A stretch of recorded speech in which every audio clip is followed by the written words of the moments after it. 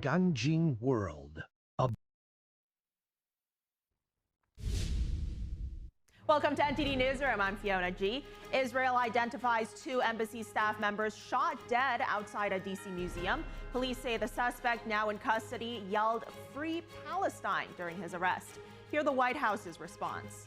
On Capitol Hill, lawmakers have passed the GOP's budget bill after holding another overnight debate marathon. We'll have details on the vote and the changes Speaker Johnson made to unite the Republican Party.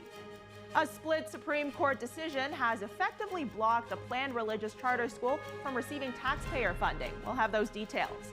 The Chinese regime's growing overseas influence. Turkish officials bust a Chinese spy ring using fake cell towers to eavesdrop. And YouTube is flooded with pro-China content. We speak with an expert. And multiple people have been killed after a small plane crashes into a residential neighborhood in San Diego. What officials say about the tragic incident.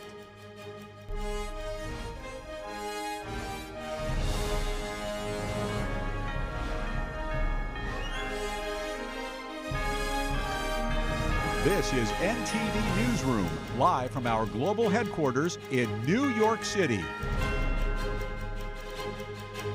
An update on a tragic shooting. Israel has identified the victims of last night's D.C. shooting outside a Jewish museum as Aaron Lishinsky and Sarah Milgram. Lishinsky was a research assistant, and Milgram organized visits and missions to Israel. Yaron Lishinsky and Sarah Lynn Milgram, 2 young representatives of the State of Israel, were murdered a few hours ago in an horrific terrorist attack in Washington. I spoke this morning with Daniel, Yaron's father. I told him that his son was a warrior on our diplomatic front that felt just like a soldier in the battlefield. Israel says there has been an unprecedented wave of terror attacks and attempts against Israeli missions around the world. It says mission representatives are targets of anti-Semitic terrorism.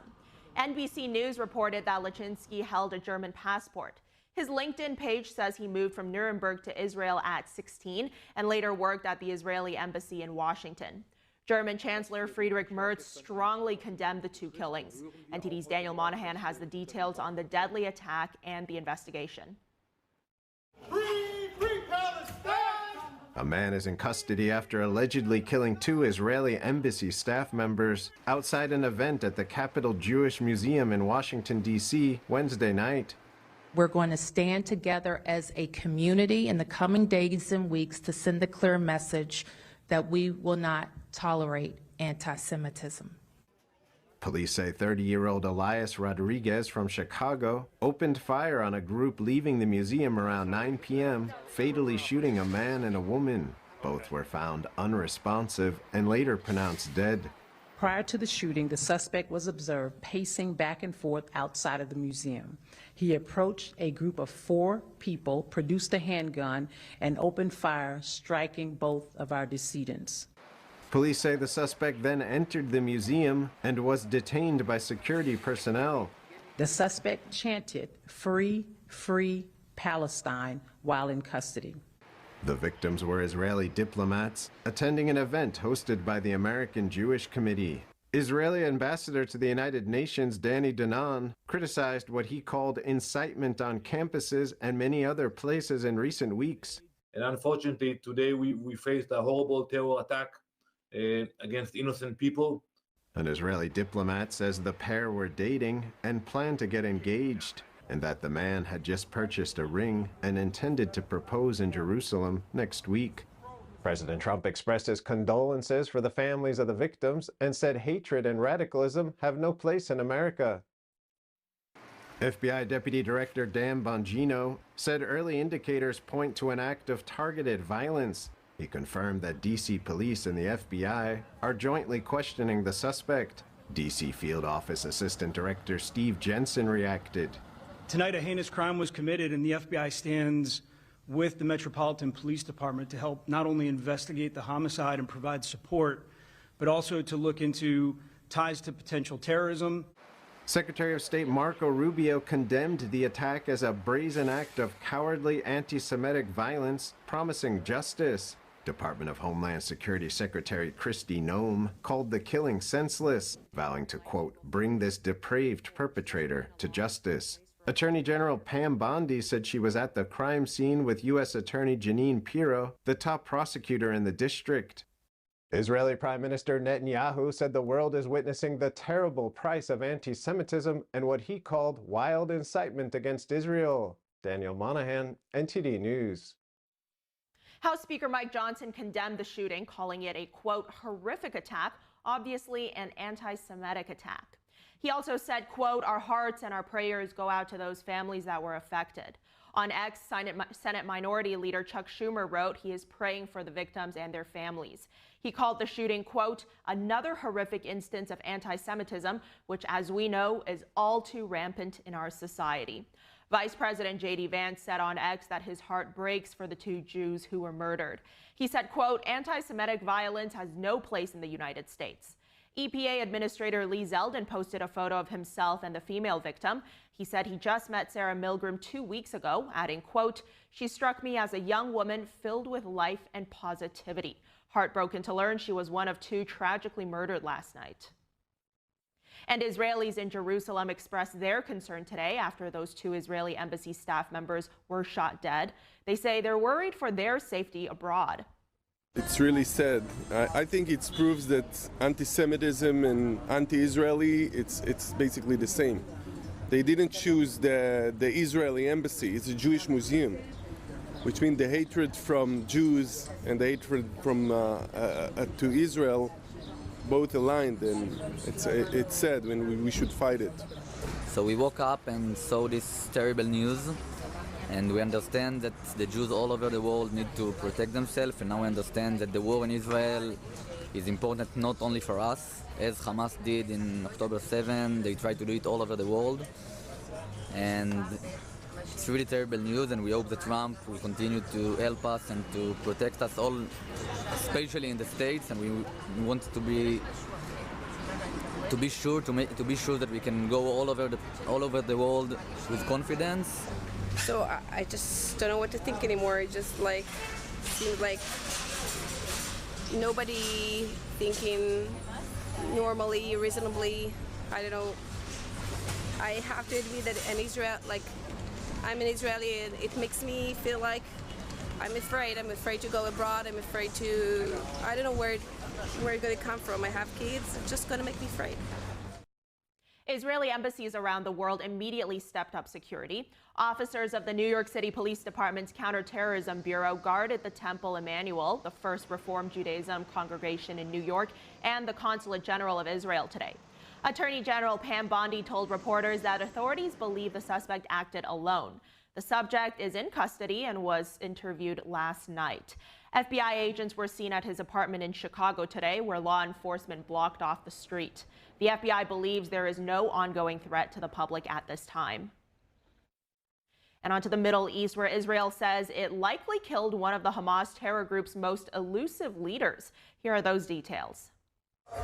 Israel may have taken out another key figure in Hamas's leadership. Mohammed Sinwar, believed to be a top Hamas commander and the brother of Yahya Sinwar, was targeted in a massive Israeli strike on the European hospital in Khan Yunis last week. The Hamas-run Palestinian Ministry of Health says 28 people were killed, more than 50 injured. Israeli Prime Minister Benjamin Netanyahu said Wednesday Israel has now killed several top Hamas figures. We eliminated tens of thousands of terrorists. We eliminated the leaders of the murderers Daif, Hania, Yahya Sinwar, and most likely Mohammed Sinwar. If confirmed, Sinwar's death would be the latest blow to Hamas leadership, but Israeli officials say it's not enough. Our forces are capturing more and more territory to clear off Hamas terrorist infrastructure, and at the end of this process, all the areas of the Gaza Strip will be under Israeli security control. Netanyahu said Israel is open to a temporary ceasefire for the release of more hostages. He also said the war in Gaza will continue until Hamas is disarmed and expelled from Gaza. He also spoke positively about President Trump's resettlement proposal.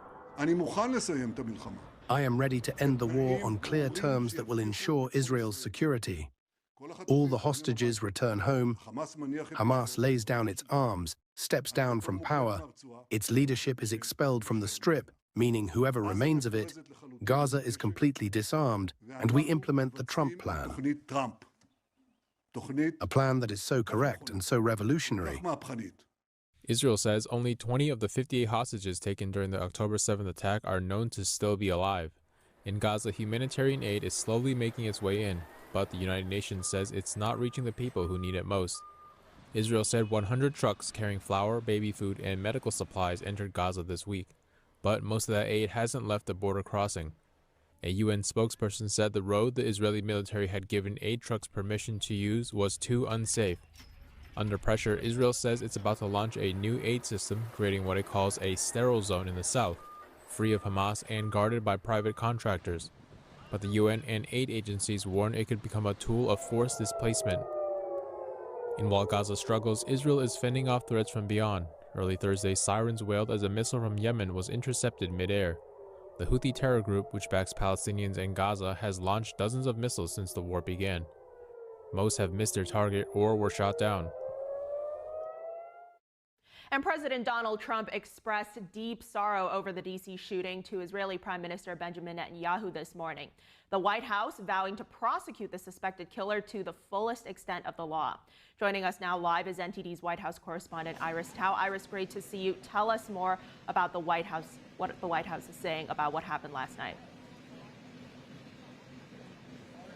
Good afternoon you as well, Fiona. So at the press briefing just now, the press secretary told us that the president is, quote, saddened and outraged by the tragic killings of two Israeli embassy staffers last night, who the White House says was a young, beautiful couple about to get engaged in just a few days. Specifically, Caroline Levitt told us that, quote, hatred has no place in the United States of America under President Donald Trump, and vowed that administration will prosecute the suspected gunmen to the fullest extent of the law.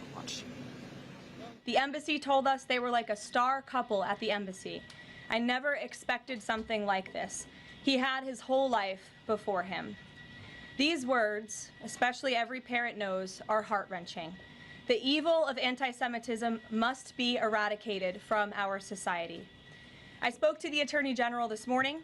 The Department of Justice will be prosecuting the perpetrator responsible for this to the fullest extent of the law. Hatred has no place in the United States of America under President Donald Trump. And the White House also told us that this morning President Trump spoke with Israeli Prime Minister Benjamin Netanyahu. The topics, of course, includes the murders in D.C. last night of the Israeli embassy staff.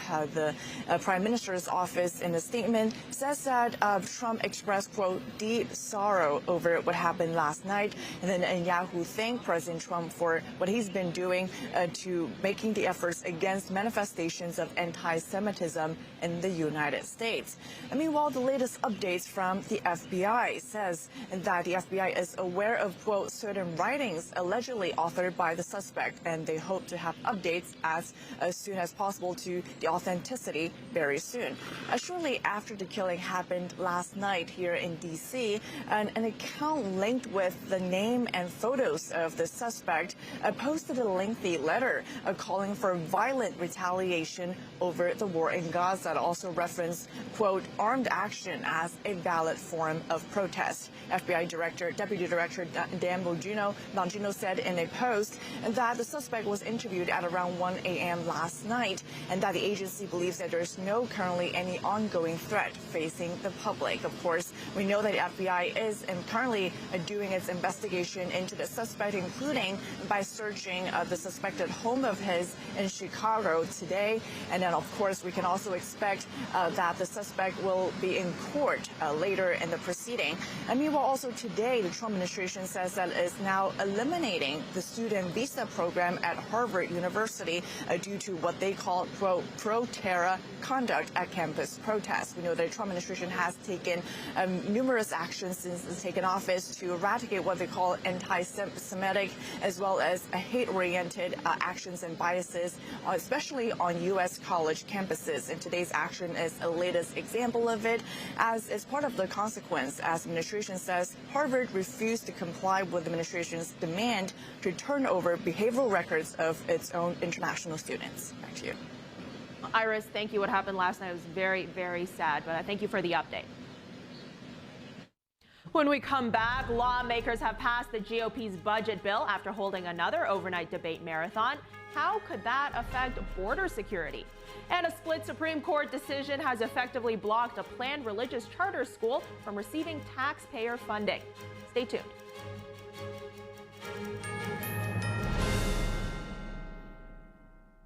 Supermodel Cindy Crawford doesn't just walk the red carpet, she rocks it.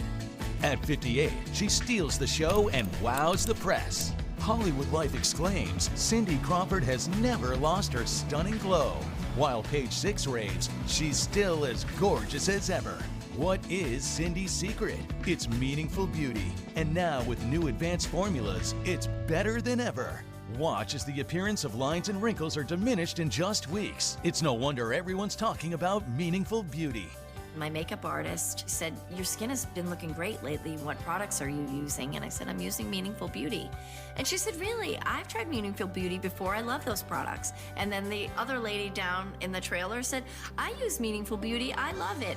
Our new and improved formulas deliver age-defying ingredients even deeper into the skin where wrinkles begin.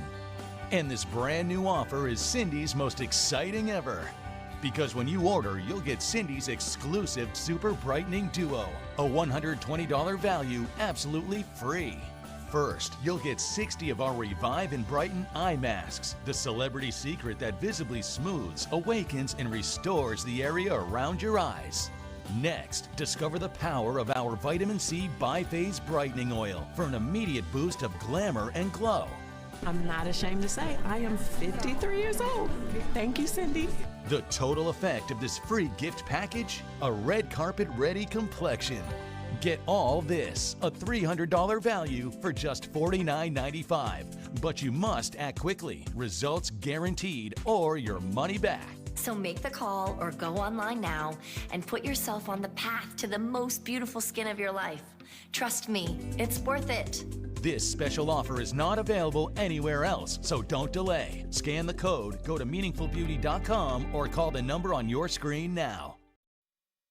Amazing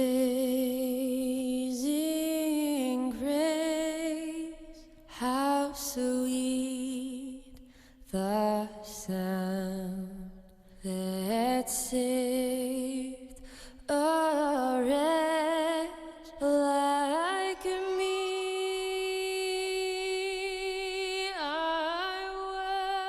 They're just young people, hungry, homeless, and vulnerable.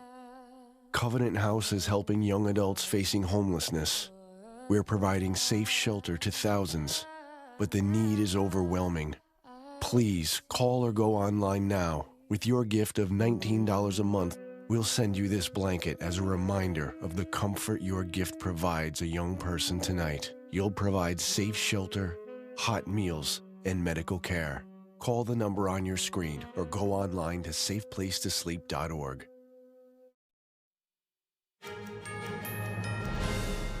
Welcome back to Newsroom. Just this morning, the House passed the Republicans' big budget bill. The vote came after a marathon of overnight debate and last-minute deal-making. Now, to get the bill across the finish line, lawmakers held another overnight debate marathon. Emotions ran high on the House floor, and Speaker Mike Johnson made last-minute changes to unite the Republican Party. Here's NTD's Melina Wisecup. On this vote, the yeas are 215, the nays are 214, with one answering present. The bill is passed.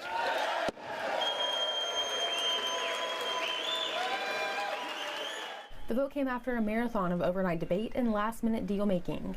Two Republicans, Congressman Thomas Massie of Kentucky and Congressman Warren Davidson of Ohio, voted against it. The more than 1,000-page bill makes Trump's 2017 tax cuts permanent, eliminates tax on tips, raises the nation's debt limit by $4 trillion, and boosts funding to help Trump carry out his immigration plans. Today, the House has passed generational, truly nation-shaping legislation to reduce spending and permanently lower taxes for families and job creators, secure the border, unleash American energy dominance, restore peace through strength, and make government work more efficiently and effectively for all Americans.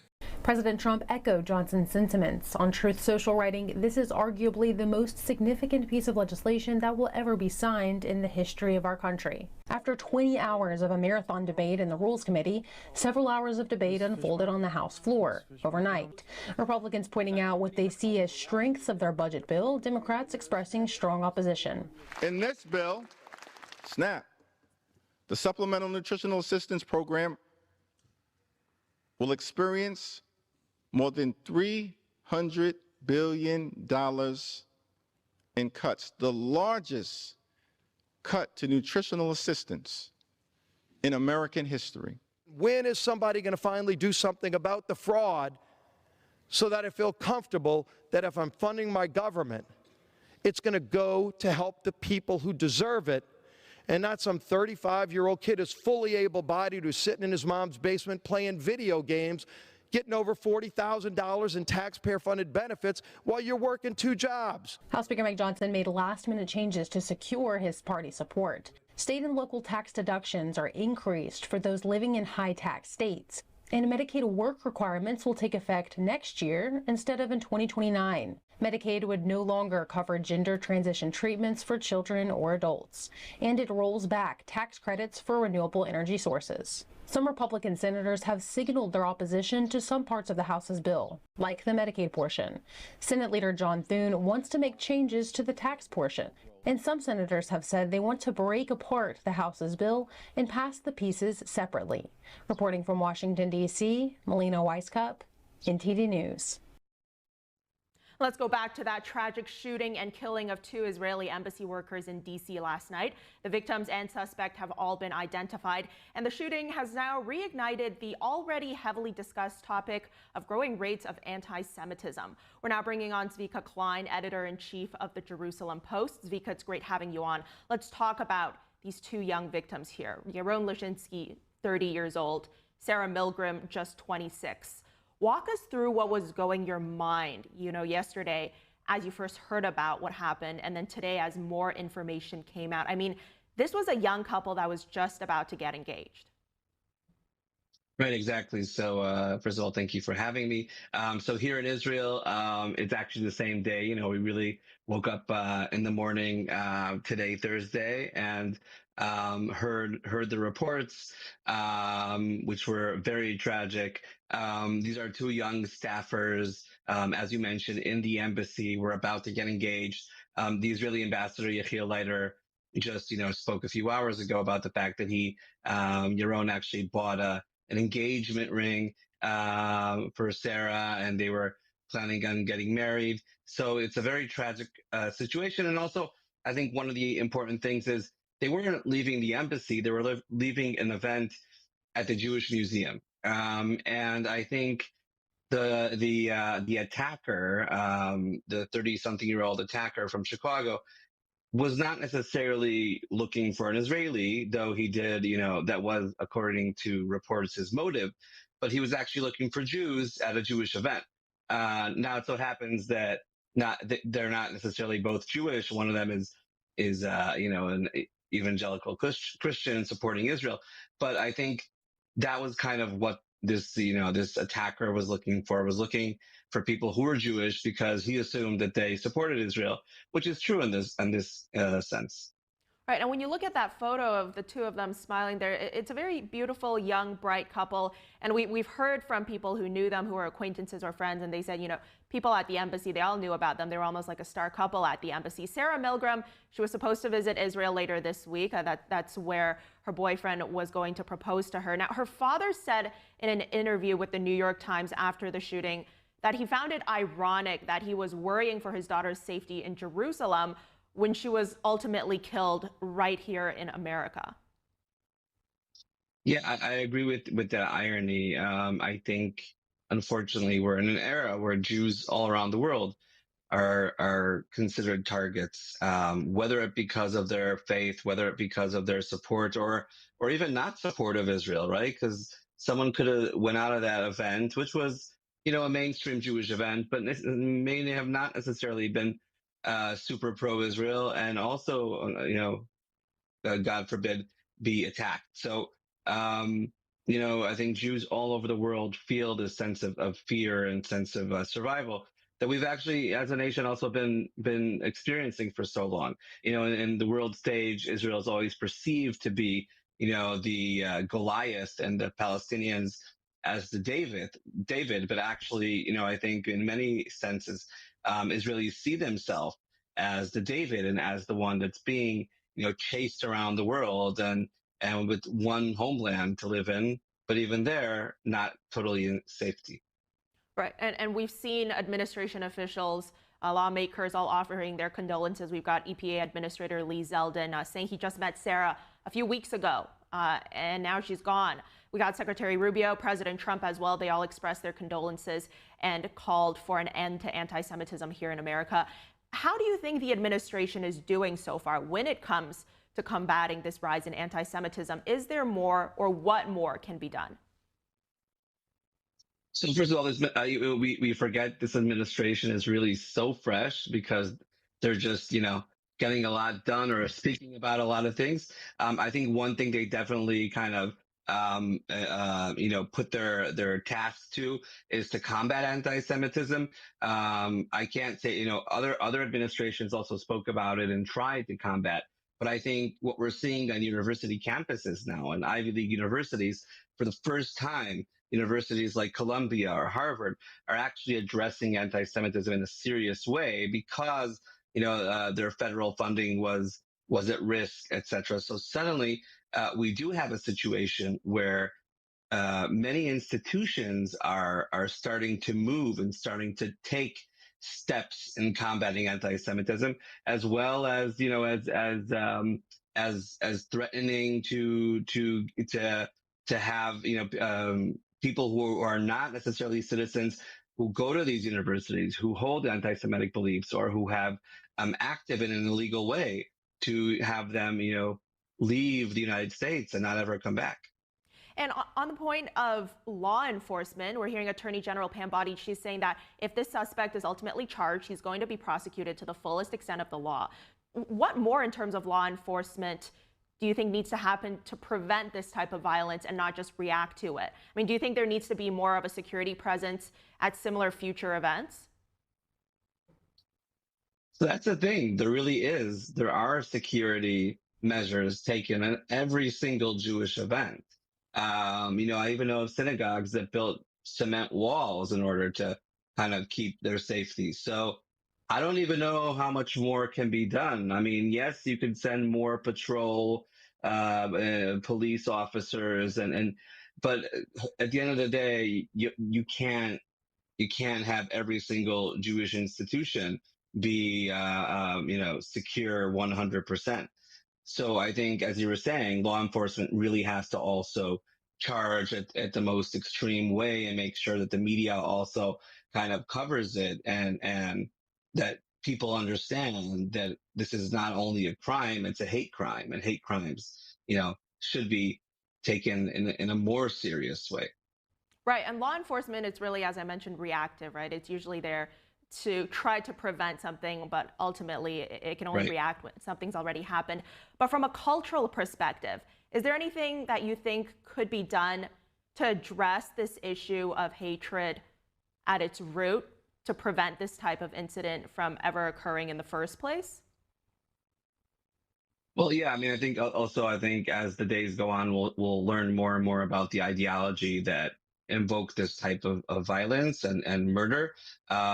But I think definitely, as I said before, in higher education, universities aren't doing enough in educating about the diversity of the American society, about different minorities. Yes, the Jews are a minority, though they are, a strong minority that's been in the U.S. for many, many generations, but still a minority, and still, the most hate crimes towards any single group is towards the Jewish community, and we're talking about 2% of Americans. So I think both in higher education, but also in high schools and elementary schools, I think there needs to be a lesson or lessons taught about understanding other cultures and not, taking it for granted that people who are from a certain faith are de facto what demon they have in their head towards that person. Absolutely. Zvika Klein, great having you on today. Thank you. Thank you. Moving on, with the House now passing the reconciliation bill, how could this affect border security? The bill allocates funds meant to crack down on illegal immigration while also cutting benefits to illegal immigrants already in the country. NTD's Arian Pazdar has the breakdown on the bill's effects. On this vote, the yeas are 215, the nays are 214, with one answering present. The bill is passed. House lawmakers on Thursday passing a reconciliation bill to fund the government. President Trump calls it the big beautiful bill. One major aspect often discussed is how the bill would affect tax cuts for U.S. citizens. But it also aims to tackle illegal immigration and improve border security. In total, the bill would allocate over $64 billion to Homeland Security to crack down on illegal immigration. The main share of that would go towards continuing construction of Trump's border wall. Homeland Security would receive almost $50 billion for that. Then comes funding for Customs and Border Protection, or CBP. Over $8 billion are planned to be used for CBP personnel and vehicles. Another $6 billion would go towards CBP technology, a national vetting center, and more. Now, the so-called Big Beautiful Bill would not just allocate more money towards border security.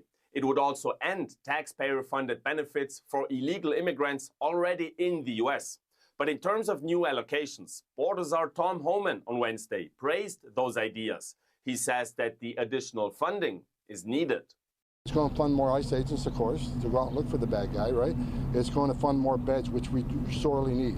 It's going to allow us to increase transportation contracts, both on the ground and in the air, to get people to a flight line, get people removed from the country. We need to arrest 3 times the many people arresting right now, and more money is going to allow us to do that.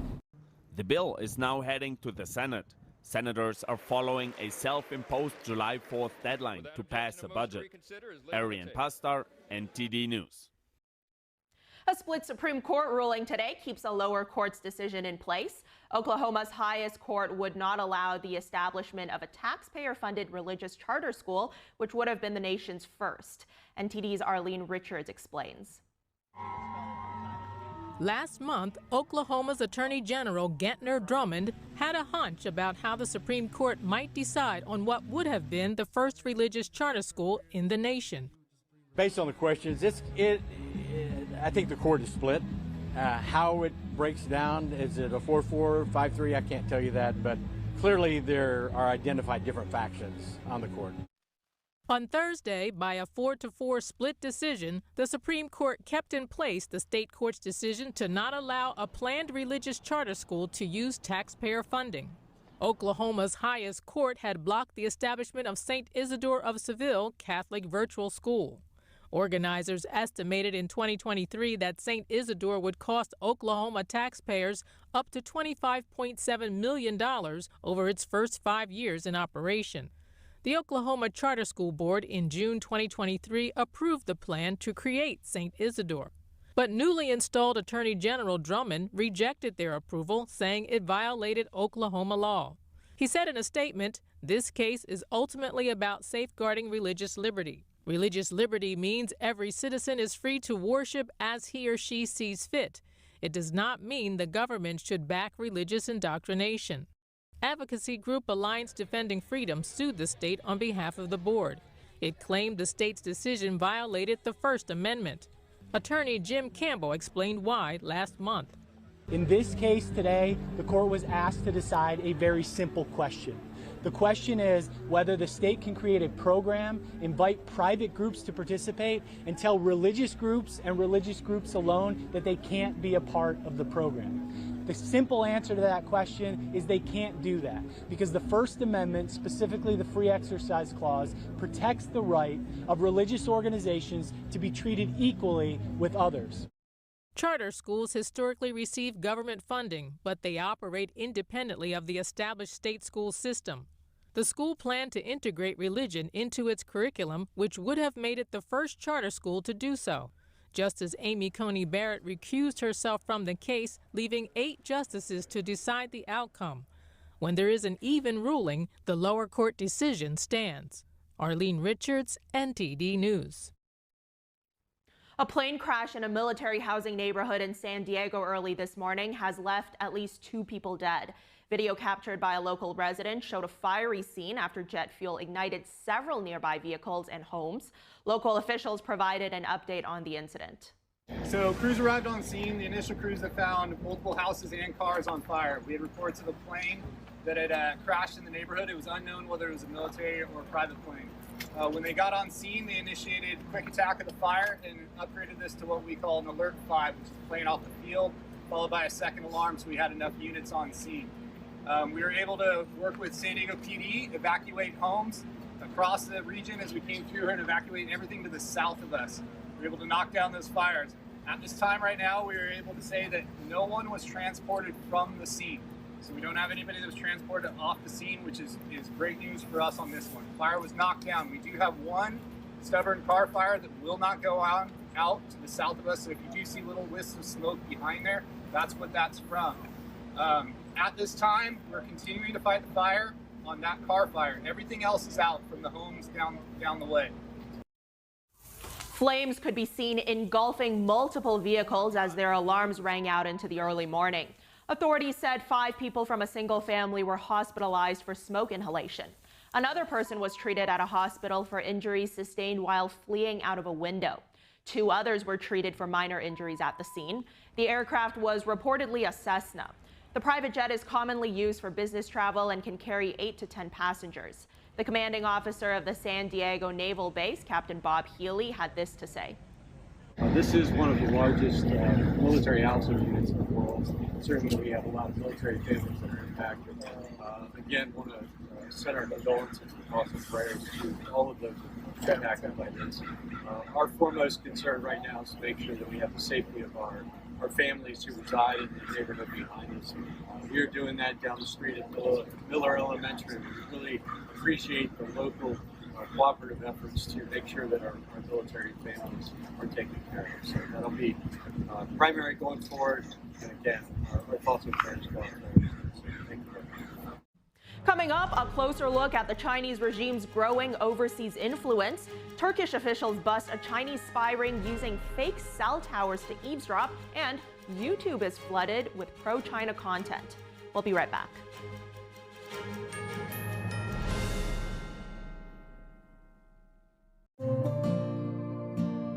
Imagine a coffee that cares for your health.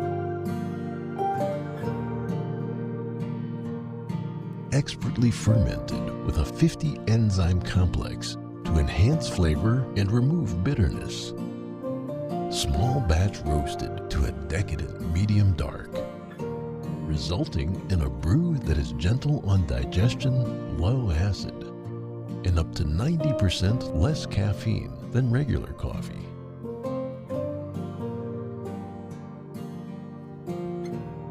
Try America's first enzyme fermented coffee today.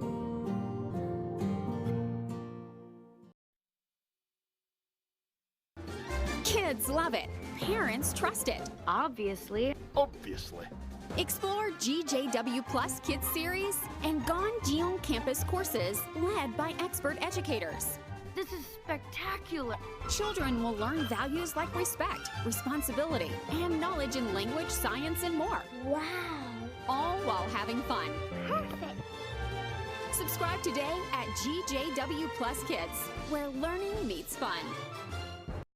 Discover the ancient secret to vitality and longevity with Puretang Black Ginseng. Crafted from premium 6-year-old Korean ginseng, each root is carefully nurtured for over 2,260 days, undergoing a traditional 9-round handcrafted process of steaming and drying to unlock full potency and absorption. Experience pure, natural energy with Puretang Black Ginseng. Order now at puretang.com. Being a cowboy, I don't know anything different from when I was 3 or 4 years old. I did tough things. I thought everybody needed to do tough things, and if you didn't, I didn't have time for it. I had a very successful career at a very young age, and life was fast. I was preparing physically. I wasn't doing anything mentally on the inside. And then I got hurt. I wanted to be better as a person. And I really dug into mental health. I start my day with 20-minute workouts. I live life 8 seconds at a time. Horses are so therapeutic. They know what you're feeling. When you're nervous, they're nervous. You won't say it back, but we're pals. I take a lot of responsibility in taking care of my kids, my family, and being there for them. You're gonna have tough days. Everybody does. Find a place to stop and just breathe. Love your mind.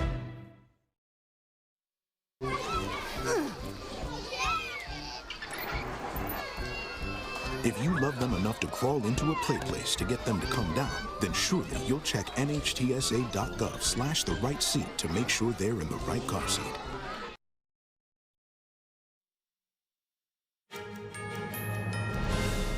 Thanks for staying with us. Turning now to the Chinese Communist Party, or CCP's overseas influence operations. The Epoch Times has a new report out about how the Chinese regime has flooded YouTube with its propaganda efforts, especially by using English language content about China. Now, this is part of the CCP's unrestricted warfare doctrine, and the goal here to depose and replace the United States as the world's leading superpower. Joining us now to discuss this growing concern is National Security Advisor Casey Fleming. He's the CEO of Black Ops Partners Corporation and former Bush 41 and 43 official working in the Office of Presidential Advance. So, Casey, it's great having you on today. Let's dive right into this report here, right? I want to talk about a specific story this report brings up about one YouTuber who posts videos critical of the CCP, and then he noticed that his engagement was dropping significantly. So then he experimented a bit by changing the video titles of his videos to sound more pro-China, and he realized the algorithm immediately boosted his views. Now, he's also had his subscribers telling him they'd been unsubscribed from his channel, or they weren't getting recommended his videos anymore. So my question here is, I mean, this issue, it's not just limited to this one YouTube channel. So based on your expertise, do you think there's credible evidence here that YouTube's algorithm has somehow been manipulated, whether intentionally or otherwise, to suppress anti-CCP content? It's absolutely very possible, and it's happening across most media platforms that you're seeing these algorithms that are pro-China, actually pro-CCP, and anti-US. So it inflates the CCP propaganda while deflates the US position in the world. So it's not just on YouTube that we're noticing it. We're noticing it on many, many other platforms, social media as well as mainstream. Well, Google, which owns YouTube, it's over the years removed well over 100,000 CCP-linked accounts from their platforms. These are accounts that are identified as being part of the regime's influence operations. Now, YouTube, it told our sister media, the Epoch Times, that they're working to counter all of this state-backed influence. But what do you make of the reports that some of these YouTubers, some of them who are very influential, have actually been offered money or cryptocurrency to post pro-China content or content against organizations that the CCP is against, such as Falun Gong? How common are such covert sponsorship influence operations? It's getting to be more and more common, and it's very common day that it's happening. It happens with protests in the streets around the world. They're paying protesters to inflate the message or to carry the message that the propaganda and the narrative requires. So that payment is done not just on YouTube that we're seeing it across those platforms, but really across the board. They're being paid to protest, to go online and act as influencers. Even influencers are offered Bitcoin to influence and and be very pro-CCP and anti-liberty and anti-freedom. In fact, there's influencers that are offered trips to go to China, sponsored to be kind of VIPs through China and only see what CCP wants them to see, and then come back and report on it. Report on it while they're there and report on it when they come back. So what a wonderful trip that they're treated like a VIP and to show only the positive and not the negative of a communist regime. Again, people need to understand this is a communist regime, and its arch enemy is freedom and liberty, and it cannot coexist with freedom and liberty. So it is not just that the CCP wants to replace the United States on the world stage. They want to completely defeat and take over the United States. And the CCP will never coexist with any other entity. Well, how effective are these types of influence campaigns really when it comes to swaying public opinion in a certain direction? Sadly, it's very effective. And people need to be aware that their critical thinking is being attacked all day, every day, to where they're not able to critically think, and they just act like sponges in taking this information as the truth. And that just goes, it's on any social media platform, and they have to understand that it's their critical thinking that is being attacked and eroded to where they really just accept whatever comes across the channel. And it doesn't matter really what channel it is, because the CCP is solid in most and actually all top channels of social media. It's weaponized against the United States. Social media is a weaponized platform. That's what we've seen over the years, and it's becoming even more weaponized. Then you have to add in the capability of artificial intelligence that basically makes it exponential from that standpoint. But it's a very serious concern. It's cognitive warfare, and that's part of the unrestricted warfare. The large umbrella is unrestricted warfare. Well, I got to say, I'm really glad. My parents always told me, don't believe every single thing you see online. But from a national security perspective here, Casey, I think it's very concerning that the Chinese regime, which is very much adversarial to the U.S., is able to exploit such a hugely popular American company like YouTube. It's standard operating procedure. They use money. If they don't do it with money, they use blackmail. They do honey potting. They do numerous things. They mostly achieve that. Well, they absolutely have achieved their goal, but in certain cases, they have a saying, old Chinese proverb, water will always find its way downhill. Past a tree, past a rock, but water will always find its way downhill. And that applies to their espionage. So this is really, nobody will really come out and say it, but those of us in the top, the front line and the top of the pyramid in national security will tell you this is what World War III looks like. This is exactly what World War III looks like. And the CCP fully intends to win it without ever having to go to a hot war or a conventional war. What I would like every parent to know, and every adult to know, that every time you pull that phone up to your face, envision it to be a loaded gun.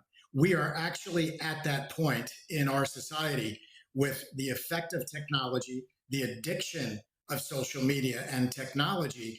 And so when you pull that phone up to your face, you realize it is not this innocuous, fun device. It is a weapon that your enemy is using against you. So again, when you pull that phone up to your face, envision, or your child's face or grandchild's face, envision that to be a loaded gun.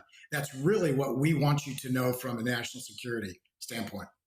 Okay, well then how could or how should YouTube or other platforms respond when these foreign regimes exploit algorithms to push propaganda?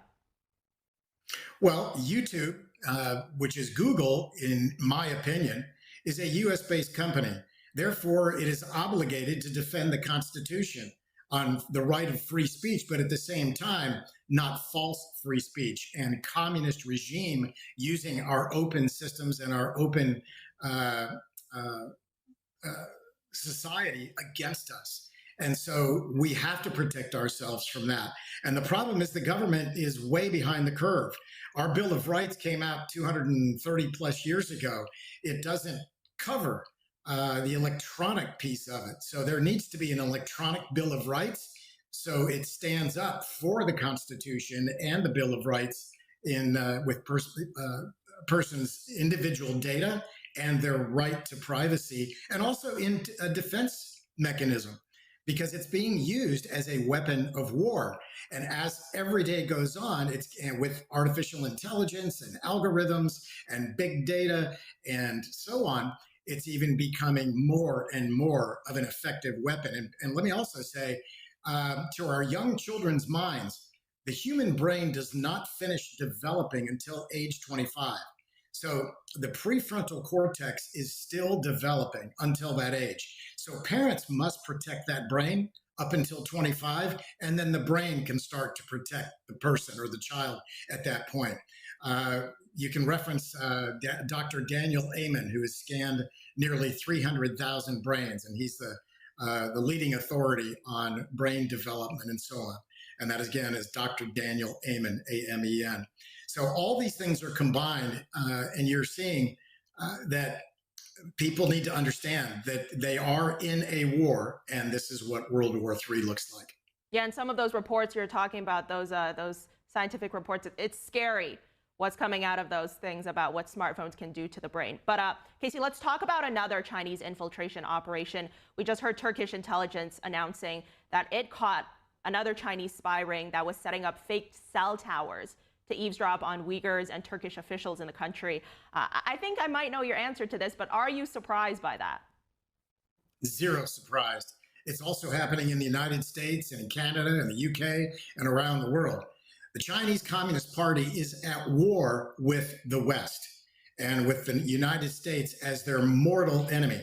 Communism cannot exist with liberty and with freedom, because liberty and freedom render communism obsolete. And when I'm saying communism, I'm also talking about Marxism and socialism, and grandly illustrated and shortened, that Marxism and socialism are the weakening and the softening of society, and communism is the hammer that takes it down.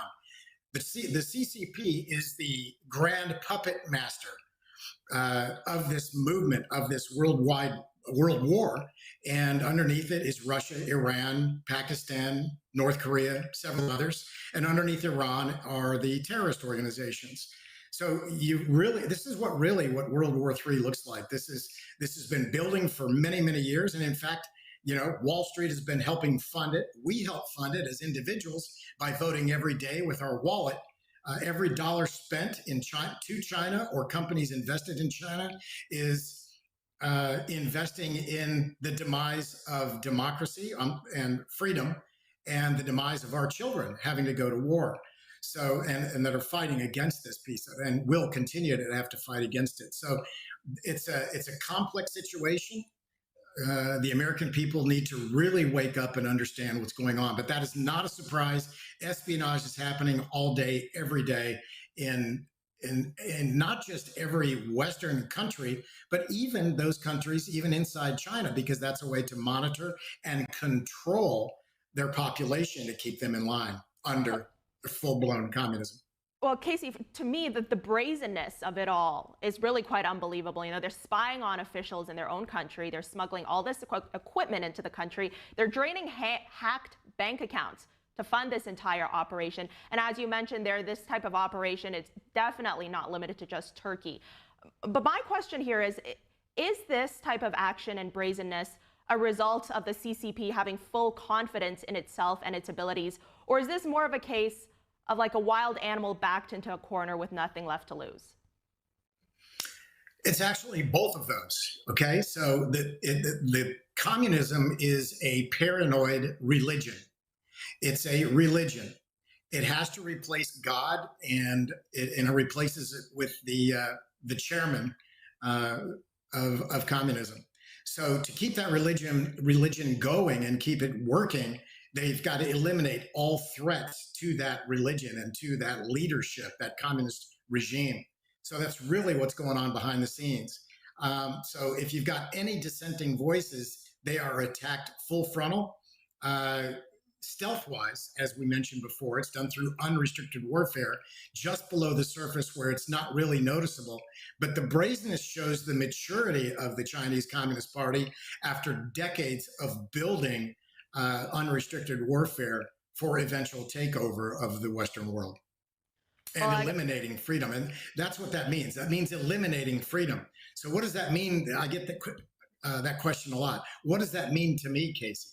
And well, the answer is, do you like to go to movies? You're only going to watch movies that are propaganda and that are passed through the communist regime.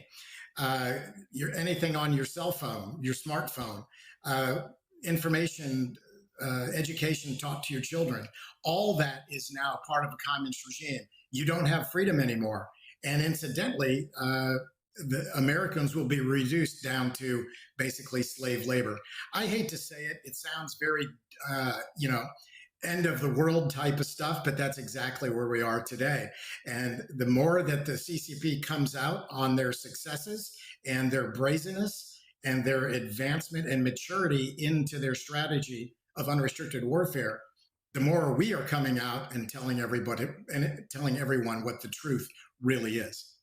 Well, I think that this should really be a blaring red warning bell to the U.S. and other free democratic governments. But Casey Fleming, extremely important conversation to be having. Thank you for joining us today. Thank you for having me. Moving on, the Army is preparing to celebrate its 250th birthday in grand fashion with tanks, troops, and a parade through the nation's capital. The Department of Defense said the first M1A2 Abrams tanks began rolling out of Fort Cavazos, Texas yesterday, bound for Washington, D.C. Most of the journey will happen by train, with Fort Cavazos relying on its in-house rail yard facility to move the 140,000-pound tanks. Around half the vehicles in the parade will come from Fort Cavazos, including Bradley fighting vehicles, Strykers, Paladin howitzers, and about 1,800 soldiers. According to the Department of Defense, the event on June 14th will feature military demonstrations and a festival on the National Mall with fireworks, music, and a fitness competition.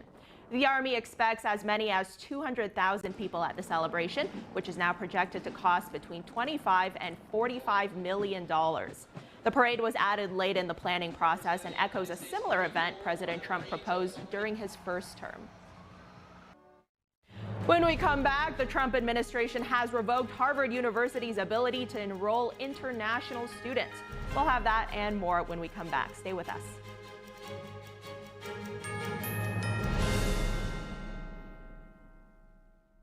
If joint pain from aging is slowing you down, Omega XL can help you get back in the saddle, just like it did for John Walsh. Today I'm here at my ranch exercising some of my polo ponies. Got to be really fit to ride these horses. So as you get older, it gets tougher. I was starting to suffer some of that business, and then I ran into somebody who said, look, you should try Omega XL, and look what it's done. I feel better than I felt in the last 30 years.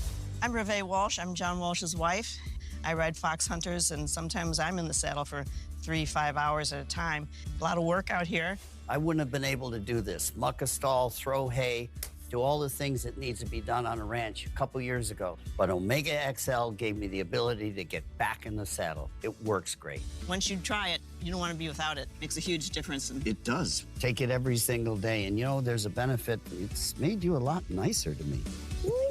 If you've been living with pain, it's time to get this special offer, the Omega XL, the joint health supplement that millions have trusted for more than 20 years. Omega XL, it's sourced from the green-lipped mussel, exclusively found in the pristine waters of New Zealand, some of the cleanest waters on Earth. Omega XL, it's natural, drug-free, and it's backed by more than 40 years of clinical research that show it really works. Try Omega XL today. Pick up your phone and call the number at the bottom of your screen right now for a special offer.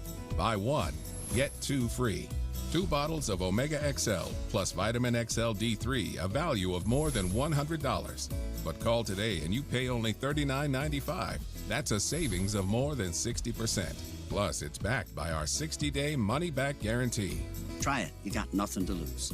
Call or go online right now to get this special offer. 2 bottles of Omega XL plus Vitamin XL D3 for only $39.95. Call now.